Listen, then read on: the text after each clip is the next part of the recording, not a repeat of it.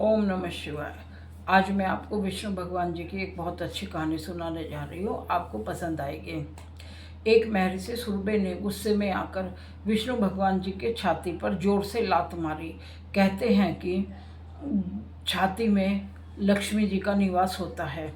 इस प्रकार विष्णु भगवान जी की पत्नी लक्ष्मी जी का घोर अपमान हुआ और वह बैकुंठ को छोड़कर हमेशा के लिए धरती पर आ गई और आकर धरती पर रहने लगी।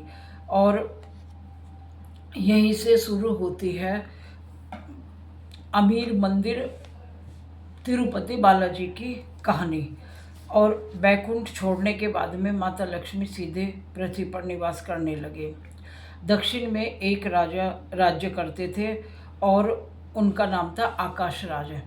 वह बड़े यज्ञ के लिए खेत से मट्टी जैसे ही उन्होंने खुदाली जमीन में मारी तो वहाँ से एक कमल का फूल निकला जमीन से, और उस कमल के फूल में से एक बहुत सुंदर कन्या निकली। और इस प्रकार राजा ने उस कन्या को अपने घर ले गए और बहुत प्यार से बहुत अच्छे से उसकी परवरिश करी। और धीरे धीरे वह कन्या बड़ी होने लगी और धीरे धीरे वह कन्या बड़ी होने लगी और वह कन्या बहुत सुंदर राजकुमारी के रूप में बड़ी हो गई। और उस राजा ने उसका नाम रखा पद्मावती। और उसे अपनी राजकुमारी की तरह सारी शौक सब चीज़ उसे वो क्या नाम है दी। और इस तरह से बहुत अच्छे तरीके से राजा ने अपनी बेटी को पाला, पद्मावती को। उधर विष्णु भगवान बहुत परेशान और चिंतित रहते थे। उनका मन नहीं लगा और वह भी लोक से लक्ष्मी जी को ढूंढते हुए धरती पर आ गए। और धरती पर आने के बाद एक तिरुमाला नाम की पहाड़ी थी, वहाँ चींटी निवास करती थी। उन्होंने घर बनाया हुआ था और वह एक टीले पर बैठकर अपनी पूजा करने लगे। माता के वियोग में उन्होंने खाना पीना सब छोड़ दिया और विष्णु भगवान ने पानी तक की एक बूंद भी नहीं पी। चींटी का टीला था तो एक गाय देखती रोज कि यहाँ भगवान पूजा कर रहे हैं और ये भूखा बैठा है। वो उस टीले पे चढ़ के रोज अपना सारा दूध वहाँ गिरा देती और वो कैसे भी करके भगवान विष्णु के वो दूध की जो धार थी वो भगवान विष्णु के मुंह में जाती थी। और इस तरह से चलता रहा। उसके बाद में गाय जो चराने आता था, उस गाय चरवाहे ने देखा कि ये सारा दूध बर्बाद करती है और ये तो इसीलिए घर में एक बूंद भी दूध नहीं जाता है। तो चरवाहे ने गुस्से में आकर कुल्हाड़ी पड़ी हुई थी, कुल्हाड़ी उठा के जोर से गाय के सिर में मारने के लिए जैसे ही चला, तुरंत विष्णु भगवान अपनी पूजा से उठकर आए और उन्होंने वो कुल्हाड़ी का वार अपने सिर पर ले लिया और उनके यहाँ से सिर फट गया और बाल नीचे गिर गए वहीं। और उस प्रकार उनके सिर से खून बह रहा था। तो उन्होंने उनकी जो एक भक्त थी, उनकी एक भक्त थी लीलावती, और लीलावती बहुत सुंदर थी और उसके बाल बहुत लंबे लंबे थे।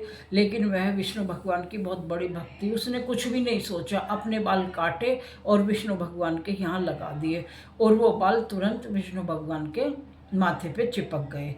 और यह देखकर विष्णु भगवान ने कि इसने बिल्कुल भी सोच विचार नहीं करा। उसके बाद में तभी विष्णु भगवान उसके बाद में लीलावती वहाँ से चली गई और बालाजी मंदिर में जो बाल कटवाता है जाके, वहाँ विष्णु भगवान ने ऐलान किया कि जो भी तिरुपति बालाजी मंदिर में आकर सिर मुंडवाएगा मैं उसके सारे पाप नष्ट कर दूंगा।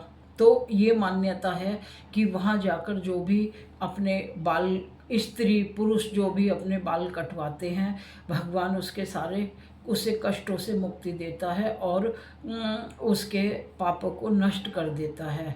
और अब भी अब जो वहाँ विष्णु भगवान ने ऐलान करा कि अब जो वहाँ बाल कटवाते हैं जाके, वो लीलावती के सम्मान में करते हैं इस काम को। और जो वहाँ करोड़ों का चढ़ावा चढ़ता है तो वह कुबेर जी से उधर, हाँ, उधर उन लोगों ने, उधर राजा अपनी पद्मावती के लिए लड़का ढूंढ रहा था।